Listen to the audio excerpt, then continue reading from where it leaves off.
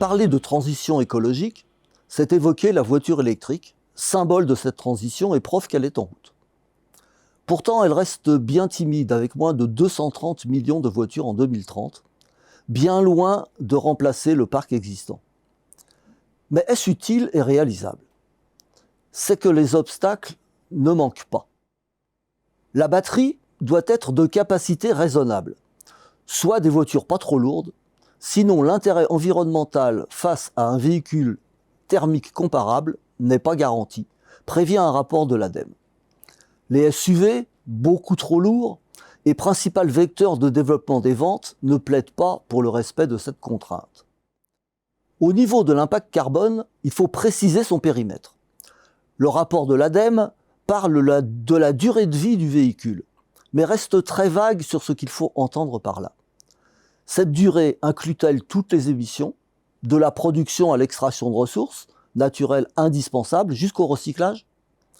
Car la voiture électrique utilise beaucoup plus de ressources minérales épuisables qu'une voiture thermique. On y trouve 80 kg de cuivre contre seulement 20 pour la seconde, et également près de 4 fois plus de minéraux différents, avec des conséquences sur les autres secteurs gros consommateurs des ressources minérales.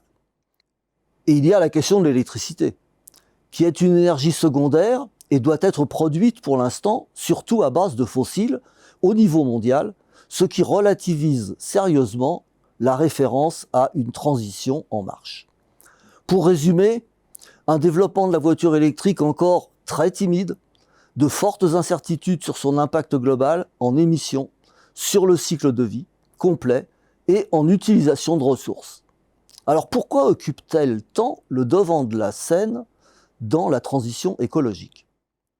Une première raison tient à la contradiction de plus en plus visible entre l'urgence de la lutte contre le réchauffement climatique et la poursuite de la croissance des émissions de gaz à effet de serre.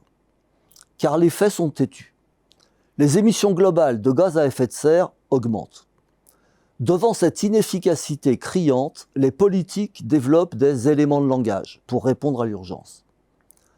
Et comme le secteur des transports a augmenté ses émissions de 32% lors des 30 dernières années, la stratégie de la voiture électrique semble une réponse adaptée à leur baisse. Mais il y a une autre raison expliquant cette stratégie. C'est que ce choix ne modifie pas les modes de déplacement, remplaçant juste la voiture thermique par la voiture électrique.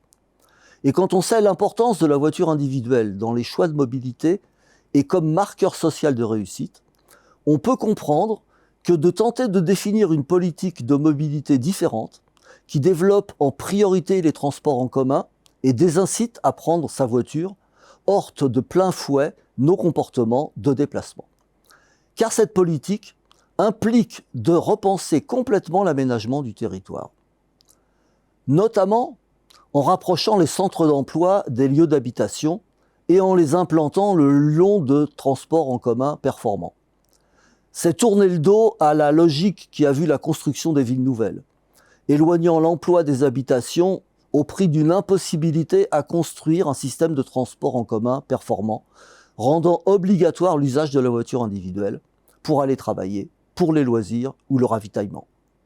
D'où le développement de la mobilité automobile, rendant la vie en banlieue impossible sans voiture et la vie en ville très dégradée à cause de la voiture.